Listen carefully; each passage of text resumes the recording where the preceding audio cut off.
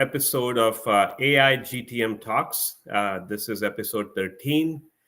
And we're super happy to bring this show to you guys. We kicked this off about, well, at this point, it's 13 weeks ago. We felt, and we certainly heard from many of you, that there's a lot of confusion in the market, too many different kinds of AI tools and tech. Um, Buyers are struggling with trying to understand what different pieces of technology do, how to put together a modern AI GTM tech stack. And so we either bring either amazing AI GTM tech founders or revenue leaders who are operationalizing, getting all this tech to work, leveraging AI and transforming the GTM motions. And really happy to have with us today Nalin Senthamil, Nalin of StoryLane. He's the CEO. And Nalin, welcome. Yep, absolutely. Thank you so much for having me here, Mani. Absolutely. So, folks, a little bit, as you can see, that I've got Nalin here with me. A little bit on us, Quanzu. We focus on signal-based outbound automation. So we bring together buying signals, person level, company level, a variety of signals on the website, off the website, social, all the different channels. We have our core technology and some high quality signals that we combine with some other tools in tech like play.com and others to build a complete outbound automation sequences and workflows for our customers, plugging into AI SDR tools, sales engagement tools. That's us. We have both a tech offering and a companion service offering. And since we're all about signals, we touch a lot of different kinds of AI GTM tech. So today we are going to really hone in, zoom in on a whole category of tech, which Nalin is going to talk about, which is how do you build killer demos? So I'm going to let Nalin, hopefully, if you can tell us a little bit, Nalin, introduce yourself, and we'll kind of go from there. Over to you. Awesome. No, thank you. Thanks so much. Great to meet you all.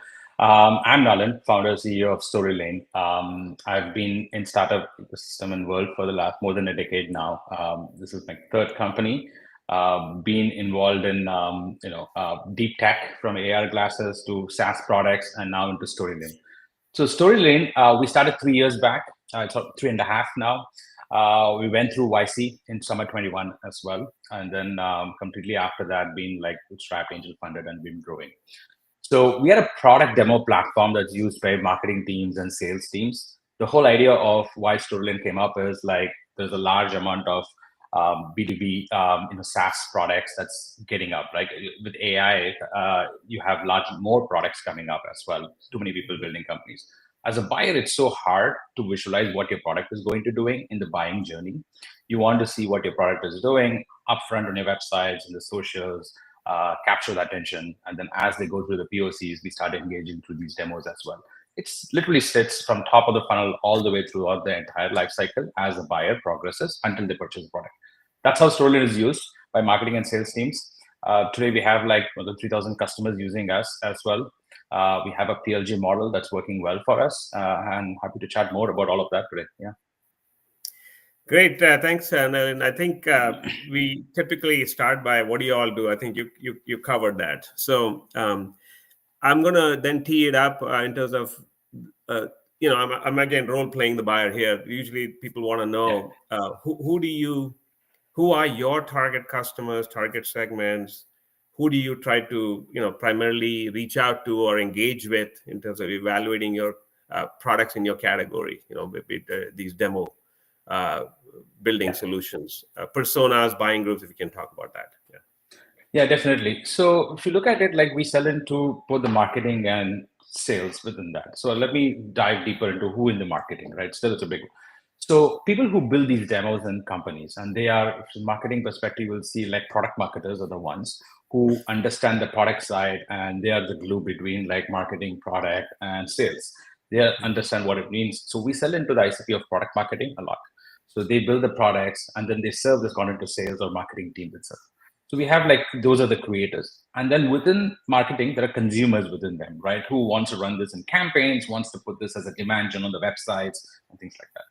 But the creators are the product marketers. Now within sales, when you look at it, it's a sales engineering function, pre-sales, we call the solutions consultants, who are the ones who are the quarterbacks for your AEs, right? Who are there when you need them. So they are the ones who understand what the product does completely. So we sell into those folks. They build these demos, customize them, have them readily available for AEs who can either use this in live calls as a sandbox or share these with the prospects as well to continue to engage with them. So really, it comes down to product marketers and sales engineering, where we target who are the buyers who create it, and then there are consumers around them who start using our products. Wow. Okay. No, that's certainly interesting. Can you speak to a little bit more around? You said you have several thousand customers. Are there specific Yeah. industries where you have deep penetration in terms of we have many more customers? And what are your kind of top few industries where your solutions are out there? Yeah, so our product is more in the software horizontal play, in the sense like there is nothing as a specific area where we focus on. Anybody who builds software and he's trying to sell a software is a user of Storyline today, right? Right. And it could be what we have seen most is the more the complex the product is, right? You need a better storytelling. You need multiple touch points that happens. So a lot of sales-led motions, complex products, enterprises, I think cybersecurity companies, health tech space, like these are complex ones that they need to have multi-touch points and showcase your product, are the ones that leverage quite a lot of Storyline itself. Got it. Are you currently also looking at any other industries or verticals, or is SaaS and software pretty much the focus for the near term? Our focus has primarily been SaaS and software, and that's it's a big market there. And then again, within those, what we have seen is like again, we have two ICPs we sell into, right? Like a marketing, and there's a lot of greenfield opportunity in this. It's very new category. It's not like a CRM category that's there. Everybody knows what it means for 30 years. So this is Yeah. very new way of going GTM for a lot of companies. So there is unknown for many people there. So it's very early. So 3 to 4 years. We're focusing on this currently, go deeper into this and start moving from product marketing. Like we started moving into sales engineering the last couple of years and start spreading there as well more. And then there is a lot of use cases also in customer success. We see in expansions, account managers using it. So we haven't touched so much. A lot of our customers use them. So the area for us is to continue to expand within that in the software itself. Got it. Would you be able to maybe give us like a quick 3 to 5 minute demo of your capabilities? I'm sure people would love to see that. 100%. Why not? So I'm going to share my screen and then walk you through a little bit about what we do as well. So let me jump back.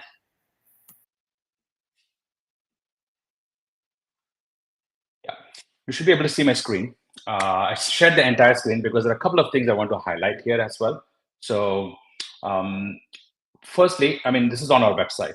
So just to give you a high level, we offer 3 different product lines a little bit, right? So give you a little overview about it. Guided demos, hub, and sandboxes. Guided demos are like tours that they can put on website, very marketing focused. And hub is like, think of it like a digital sales room type, where you can bring multiple demos assets in one place. Sandboxes are for sales teams using it. So let's say somebody comes on board, we have a PLG model. Here is my platform. It's a banking software. It's a complex. I want to show someone how do I transfer money or make a payment. It's a cool feature we released. The way somebody will use Storyline is they will install the extension and then start recording a demo. So all I'm doing is starting the recording of a demo over here. And as I click through and walk through, what we do is our AI will understand who you are and like which website you're recording from, what screens you're recording from itself. So for example, I want to show someone like, how do I transfer money in this case? As I'm clicking through it, it does record the clicks, interactions that I'm doing over here as well. And then like I click the next button, I'm transferring like $1,000 over here. And AI on the top you will see is capturing the interactions that I'm doing, the screens that it's recording, everything as well. So as you go through the process fully and then finish this recording at any given time, the AI automatically builds out a quick guided tour for you, giving you 95% of what you want from, like, let's say I'm putting on a marketing website content, I've already specified it. It gives me a quick guided demo of what it needs to look like. Here is what it shows, right? I didn't do anything. It kind of understands where I clicked on. I clicked on the money to move a transaction, to do the transfer, and I started initiating the process. So for a product marketer, the content writing has been huge. So for them, it is more like it becomes very easy and a quick way to build out this entire experience. Now, all I have to do is share this, embed this on websites, run this in campaigns, and we start collecting those analytics and telling them who's engaging in these demos itself. So this is a very simple version of what a guided walkthrough could look like, which they can put it on website. Majority of our customers use this today. Got it. So a quick question on this. I see these little pop-ups or those little, some copy that's been written on different buttons. Is that something that a product marketer had to input to finish up the demo, or was it automatically AI generated? These are AI generated. The product marketers can come in and refine this if they want.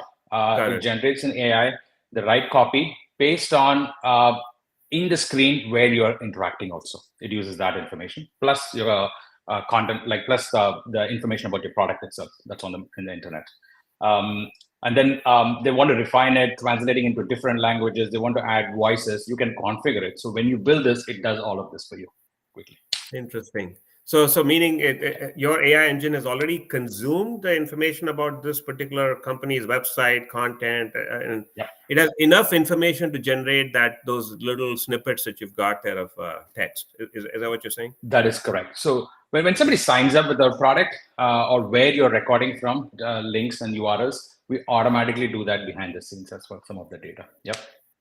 All right. Awesome. Yeah. No, if you want to go to the next part of the demo, thank you. For sure. So the next part is, this is a very high level. And then a quick version, I will just go back. And so let's say I built this demo, one version of it.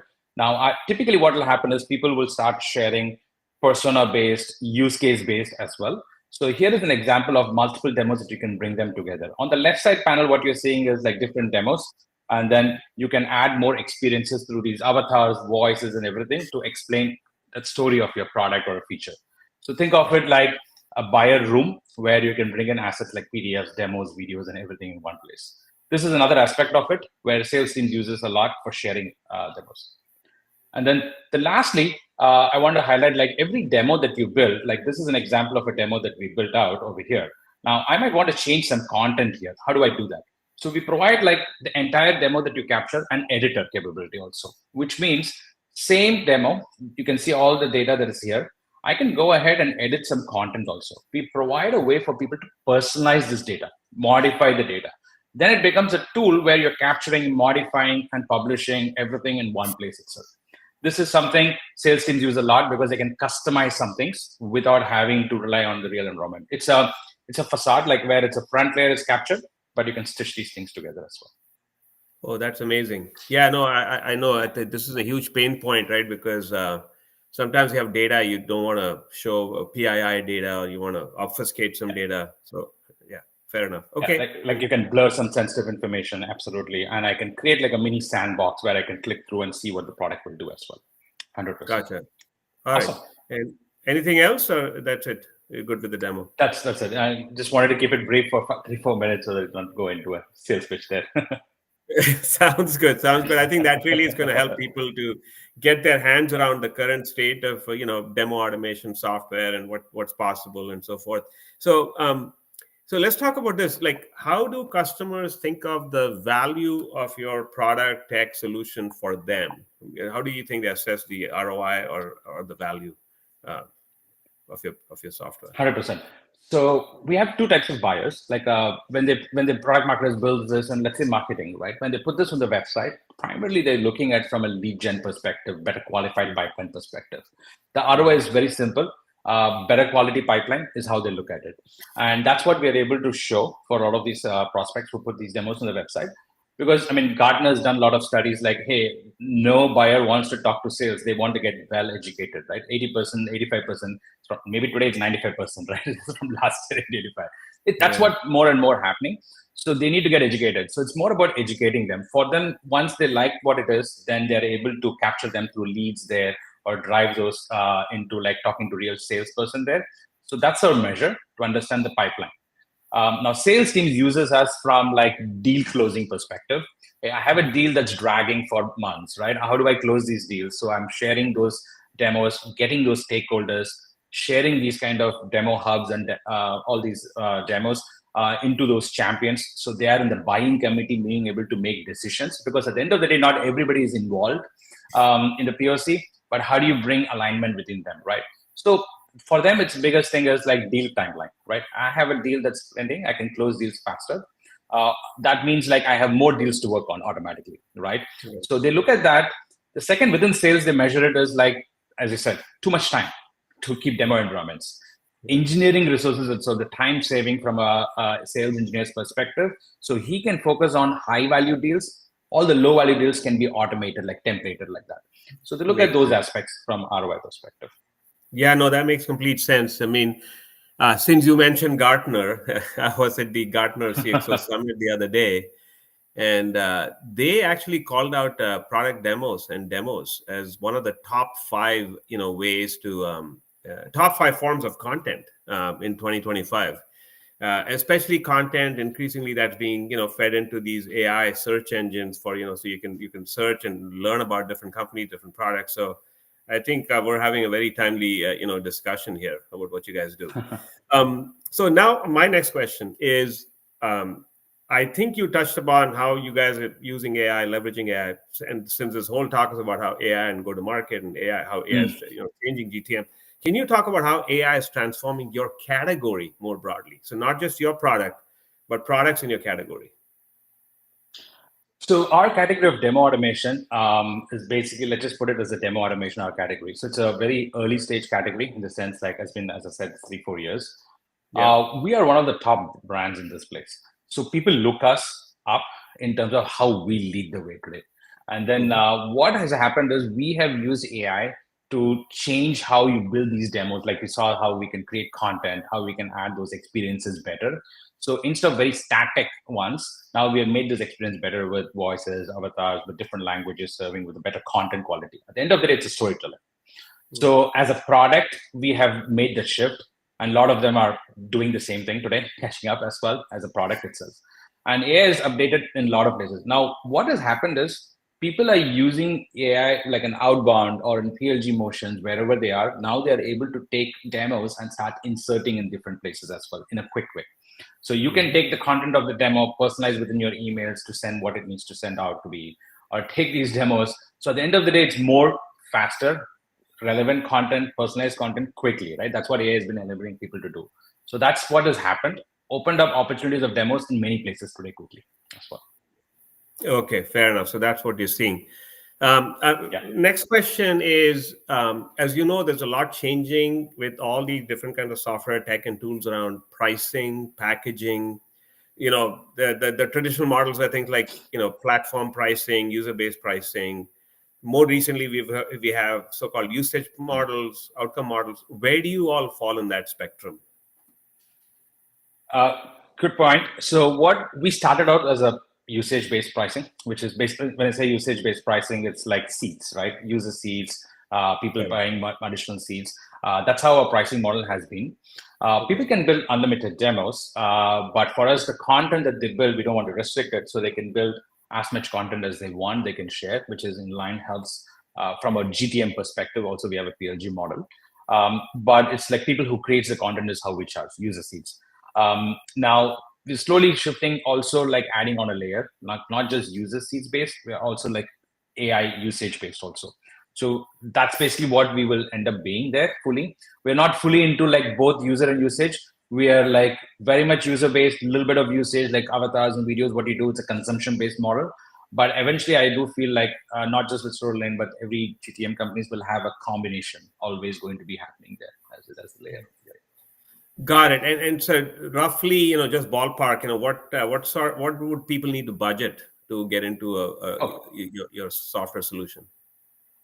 100%. So we have a pricing on our website. So what it does is like it tells us like someone can start building one demo free completely. We give them, Right. and then we have a very simple version, completely self-serve. Somebody can sign up with single seat, $50 a month. They can go subscribe and build these things, put it on the website, anything.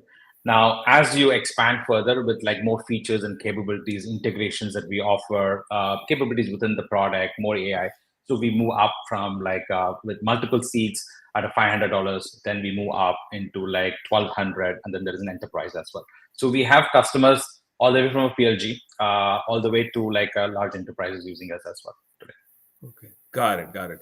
Actually, that's a perfect lead into my next question. You brought it up. Can you talk about integrations? What are typical Mm. integrations of this type of demo software into, customer environments? What are you seeing these days? Most typical integration and touch points within, different types of customers, whether it's SMB, mid market, large enterprise.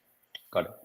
Yeah. So what we see is like the demo itself is standalone. So in the sense, like it's not living inside an environment or doesn't need to connect to your inside your product itself, right? So we capture it, and it's what people want from integration perspective is two things. Like if I'm a marketer, I need to know the leads, who are the people who are viewing it, and how the engagement metrics are.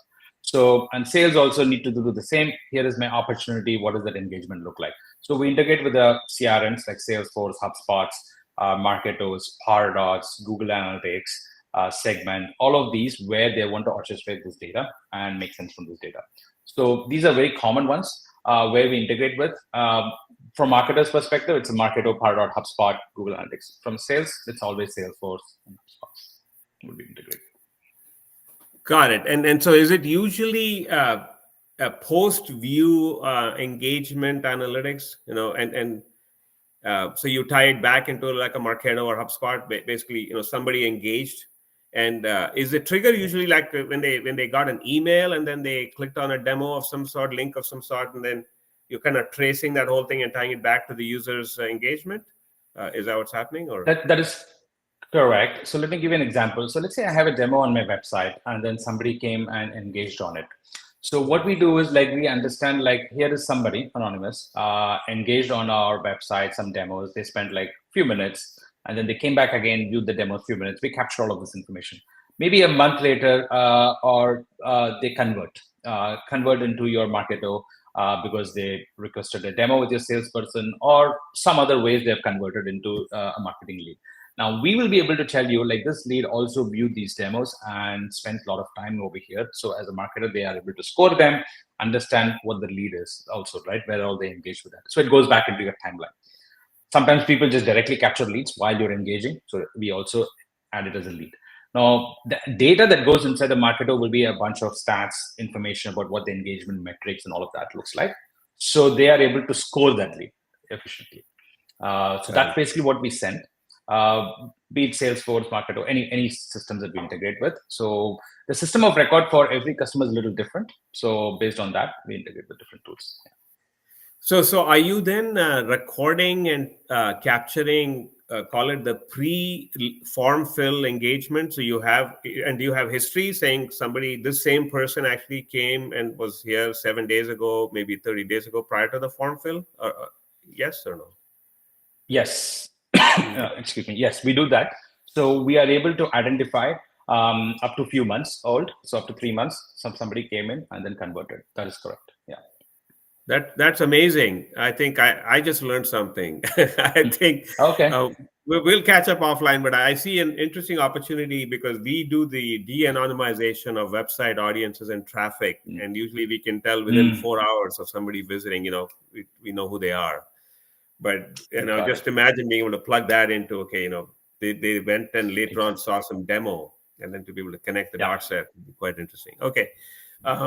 Let's keep going. So I think next was we would love to learn a bit about your GTM. What channels, tactics are you pursuing in 2025, and what's working for you? Yes, tell you what's worked for us, and then what I'm bullish on, what we are continuing to do.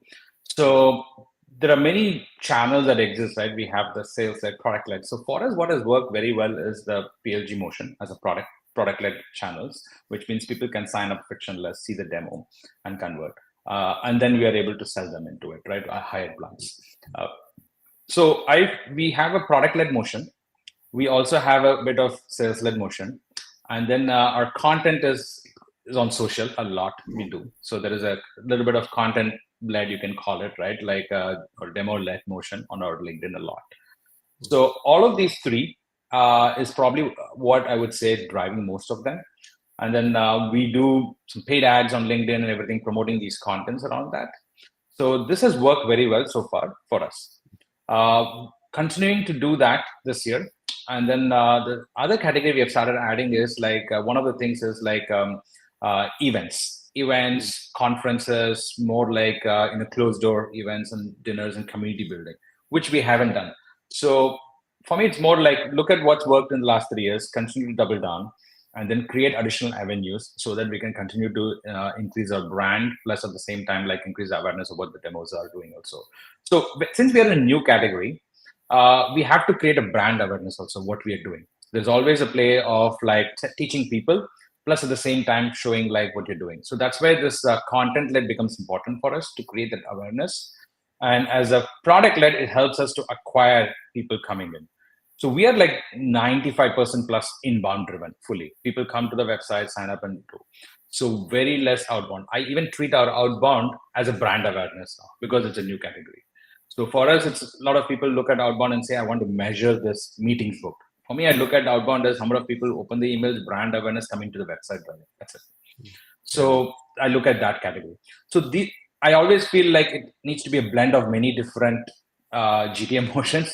That's the world we live in the competitive world. So you can't have only one, and you need to have a blend of many. Yeah. Got it. I mean, I'm just curious about this, and we can go back to this line of conversation. But I was curious about because I've also heard about so-called customer adoption platforms, right? That create these in-app experiences, and some of them will say we do some of this demo stuff and all that.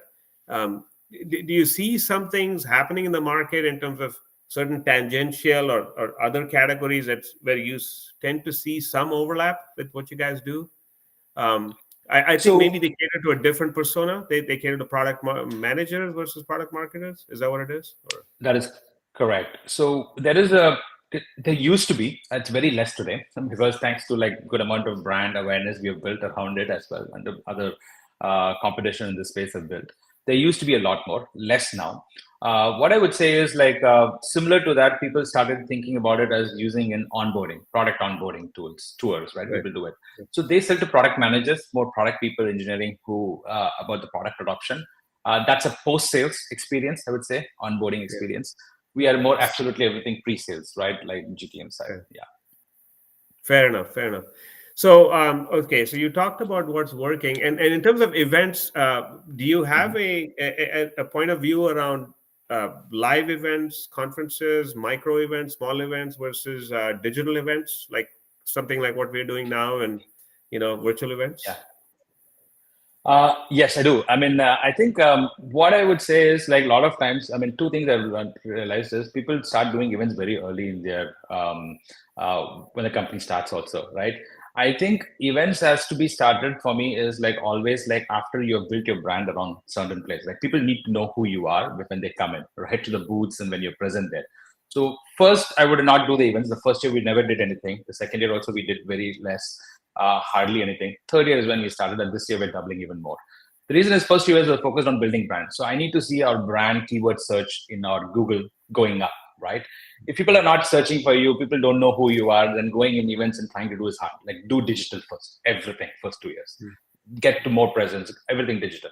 The moment you have those things kicking, so we tripled our brand search keyword. So we said like, okay, this is the perfect time. We need to be on the booths, right? We need to put our foot on the booths and then talk to people more and more. Third year, we started doing that.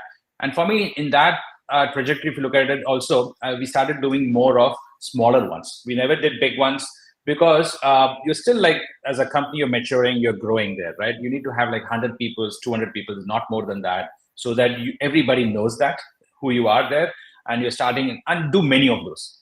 So that's what we did. And it worked very well. So this year we are doing at least every month, once or twice events everywhere. We've started doing the same strategy, smaller events, not more than 250, 300 people, only focused on small events. So we either be a speaker, we either running booths, sponsorships, or we have like some kind of, running like fireside chats or whatever. So we need to have that presence. That's another criteria. My goal is always like everybody who comes needs to know Storyline when they leave the event. That's it. Got it. Okay, so that's I think that's really useful guidance, I think, for some of the fellow founders, hopefully, who are listening. Let's talk now a little bit bigger picture. What do you see happening in terms of this whole AI transformation that's happening for go to market in the next 6, 12, 24 months. And this time I'm going to ask you to take your hat off from being, just about demo automation. Do you have any point of view a little more broadly in terms of in the marketing organization, in the sales organization, and different kinds of companies, SMB, mid-market, enterprise, whatever you want. I mean, it's greenfield. Just Yeah. give us your take on what is happening with in terms of AI and GTM. I'll give two parts of the answer. One, I think maybe what is happening is what I believe in is basically like you will not have like a lower end of the salespeople doing like qualifications, SDRs, qualifications. Nothing will happen, right? So it'll be automated fully. So you'll have a perfect sales agent who will be cloned on your website talking to the buyer. And I also will think there is going to be this whole RFP thing in the GTM, in the buying angle will change. You will have a buying agent, you will have a sales agent. Buying agent to evaluate everything, and a sales agent that will be able to show you a demo of what your product is doing. I believe that transformation will happen because this whole B2B buying is complex. Yeah. Today, there are like every category has 10 competitors. That's only going to evolve. More categories and more competition. Number of products is huge. As a buyer, you're going to be confused with too many tools. You can't, at some point, it's going beyond and you will not be able to understand what does what. So you will rely on AI there to buy. So that I believe is already happening. And by next year, you will start seeing sales agent. It's not a chat. It should be like a live person you're talking to as an agent, showing you what to do. That's it, right? That's the next, I would say. And a buying agent. That will change how people buy software itself. And it's nothing related to demo automation only, but I'm just saying in general, the buying GTM that will happen there. And then the second thing I wanted to tell you was what I do see is like go-to-market strategy will always be a blend. I think people used to say like, I have only sales-led approach. I'll have an outbound approach. This will work. It is always going to be a blend from now on because of the competition that drives it. And AI makes it very easy for people to create a blend. What I mean by blend is you can run an outbound quickly. AI, SDRs and things like that exist, but run that as a brand coverage and everything. You can do a very good job today. You don't have to have too many people there. Then you can run like content very fast and quickly. I mean, you probably saw what VO3 released in Google a few days back. It's amazing what you can build these kind of things with that. So content distribution is all you will focus on. Creating content becomes super simple now. So you can run a content-led GTM quickly, faster. Now every company will have to do. If you don't do, you're going to fall short. And outbound will be there. Now in your product also, you have a sales-led motions, and then you have a product-led also. You will start figuring out using demos to drive product-led adoptions quickly. So you will have a ways to bring in people to websites. And of course, events and conferences is probably where the AI hasn't penetrated enough because you need to physically be there at this point. Other than that, everywhere the AI will transform in your GTM motions, I feel. So a lot more events will happen because of that. A lot more dinners will happen because of that. And everything else will be like faster and automated now. You'll start seeing. And you probably are already seeing that many dinners and events starting to happen now also. Yeah, sometimes I feel like way too many. But, I think that's because people have time, because everything is getting automated. People have like, okay, I can go more GTM because they feel, because there is a attention span of buyers they feel is in one person when they're in person only is happening, because everything else looks very more automated. So that's what is going to happen in the next 6 months. You're going to automate a lot of these things, and then in-person connections will the only thing that will not be fully automated, and people are starting to go to more and more, I feel. Super interesting. I just want to catch it for the recording here. You mentioned Google. Can you please clarify that? Like, what exactly did Google do in the last week or so that people should know about? Oh, there was a Google I/O. They released VO3. They call it Flow VO3. And yesterday I was talking to my marketing team, and then we were thinking about using those things for generating content. It's basically text to video with audio synchronization on it. I mean, if you search VO3 in Google search today, you'll see all the stuff around it. It creates, cinematic videos quickly, right? You can build those 10 seconds. So all you need is a better screenplay writers today. All the social content writers can be a good screenplay writers, creating a scene and builds anything specific to your product. And I think that's only the start, right? So that tech will continue to evolve. Now you can bring in your product screens. Now you can bring in your own assets and build these experiential videos. Now you can build. So the idea is like content-led will be so much automated now. A lot of content creation will be automation. Yeah. Got it. So again, it's Google V for Victor 03. Yeah, VEO3. That's the VO3, VEO3. Got it. yeah, Okay. You're right, because there's other similar tools. For example, yesterday we were talking about how you can do similar, just write a text script and then create a PowerPoint, right? So better PowerPoint with automated, nice images yeah, and visuals and so on. Um, so I think you mentioned, I want to go back to what you said, which is this notion of buying agents and selling agents and the whole sales yeah, process getting more and more conversational between agents. Um, yeah, what is the role do you think of the buying group or the buying committee? What happens to people and what is the account exec doing if the agents are doing the talking and it's all automated? yeah, What are humans doing yeah. in this picture? I think great point. So I have a thesis where, as a buying company, let's say put it from the shoes of a buyer, right? As a procurement person buying, hey, I want to buy this software. He will think like, what happens today is, let's talk about. He sends an RFP today, 10 people, give me the answers, and there's a lot of RFP automation, right? And then you get this back. Then they realize, okay, let's pick the top three guys. Let's go talk now. Out of the 10 people, they shortlist to 3 people, and based on the answers, also to get those 5 to 10 people and 3 people, you have done a lot of brand, right, to be among those five also, right, as a seller. So what I do feel is like a buyers will not even send RFPs in the future, I feel, right? He will send his own agent and it'll automatically fill his RFP and give him the top two, right? The whole process takes 3 months to pick the top three to do the POC. That will shrink dramatically, right? Got it. Because I can have a buying agent to do the deep research, fill the RFP. Why do I need a seller to come and fill my RFP? I can get like 80% out in the market. I can fill it myself. Everything will be automated there, I do believe. And as an agent, you can go also do those discovery also automatically on the website, see the demos, everything. An agent can do everything for me. Now, as a seller side, you need to attract, right? There should be just a human people will not be able to get that automated if this happens. What will happen is a sales agent, anybody coming in, this whole inbound SDR 45-minute disco dancing qualifications will be gone, right? They're just showing the same thing, everything. What will change is all that will be like talking to a real sales agent, an avatar, like very human like, right? You're able to chat with them. They show what the product will do. Asking the right questions, qualifying you is very easy. I feel that the top cream will be like automated quickly. Then the moment it feels like here are the two vendors I want to deep dive into, I want to get into the sandbox and POCs, that's when AEs will think about more themselves like sales strategists, I feel. The function will up level from just click and show. All the people who are just showing the same thing will probably be in struggling, I do believe. I mean, like engineers today, AI is replacing. Like what's how hard it will be like AI salesperson who's just showing the screens every day will change, right? That will also change. And what I would do feel is sales strategists will come in. And these are the people who will get into the POCs. These are the sales engineers. It's a blend of sales engineering and AEs where everybody will think like that and be able to get into the POC and talk about the value, features, and how it will perfectly fit with your organization. They'll start having this conversation. The buyers will be able to do most of the research themselves, and sellers will be able to offload a lot of that also, I feel. So, look, my takeaway from this is that good sales engineers are going to become even more valuable. Yeah, I they will be. mean, they are the guys who kind of orchestrating things behind the scenes. I mean, you literally call them quarterbacks. I mean, in a sense, Yeah, exactly. they're going to have to play an increasingly interesting role there. Okay, um, last question, and then we can wrap.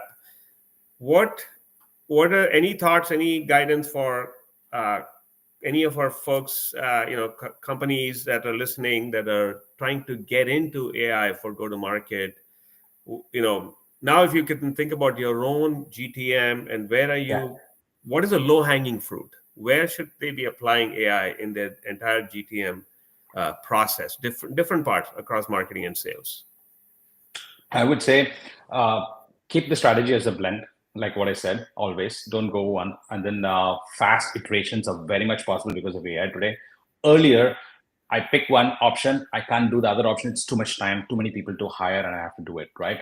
Now you can do two things, three things in parallel. When I say GTM three things, it's like content strategy, clearly have an automated content strategy, which could be in social, clearly have a digital presence strategy, what be it a community. A lot of this could be automated, like as much as you can with less people. Have an outbound strategy, which is like a brand strategy, very much automated. So my recommendation always will be like have a blend. Don't stick with one thing and expect that will do everything for you. Always have a blend, and because it doesn't take too much effort to start another one today. That's why. Got it. So you have the content strategy to attract the audience. You have a uh, outbound SLG strategy for outbound, and then you, of course, you have your PLG. I think is the other PLG, thing. product strategy. Yes, Correct, which correct. is to get people get a taste of what you have, and so this is Yeah. what I think you described earlier as the blend, correct? That is correct. And of course, everybody has a sales led approach, which is like you are having a salesperson and doing the demos. So that's there. But having a strategy to build that inbound pipeline, having a strategy to build your brand presence is equally important. And instead of relying on one, I would definitely rely on multi-channels there. Got it. So let me now put up the final slide, Nalin, and if you can tell people how can they reach you, learn Sure. more about Story Lane, and we'll kind of wrap it up. Okay. Go ahead. Yeah. You can reach me. My email is at nalin@storylane.io. LinkedIn, search for Nalin Pradeep. You can search for Nalin and Storylane. You'll see me on LinkedIn. Please connect with me. Happy to chat more on LinkedIn messages, or you can drop me an email as well, for sure. Got it. And folks, you've got my contact information right there. So that concludes episode 13 of AI GTM Talks. Hope you all found it useful, found it interesting. Thanks, Nalin. Thanks for a great conversation today. Thank you. Thanks for having me.